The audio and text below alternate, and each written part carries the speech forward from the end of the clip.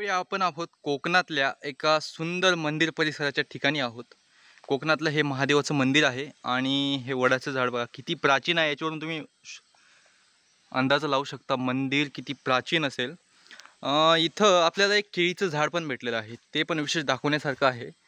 हे जंगली केळीचं झाड आहे. तुम्ही नॉर्मली केळीची झाडं जी बघितली किंवा जिथं पण तुम्हाला पाहायला मिळाली असतील ती कशी आहेत आणि ही पहा कशी आहे. एवढंच नाही तर याचा जो मुद्दा आहे, खोड आहे, ते देखील पहा.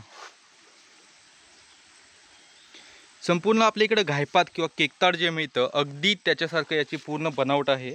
आणि त्याची केळी पण इतकी दाबून प्रचंड आली आहेत ना, जर ती सगळीच्या सगळी केळी वाढली तर एका झाडाला 500 केळी आरामात निघतील. इथं शेजारून नदी वाहते, मस्त कोकणातलं स्वच्छ सुंदर पाण्याचं झरं वाहत आहे. आणि आपण ह्या मंदिर परिसराच्या ठिकाणी एकटेच आहोत, कारण हे जंगलापासून आतमध्ये आहे आणि गावापासून 5 किलोमीटर दूर आहे.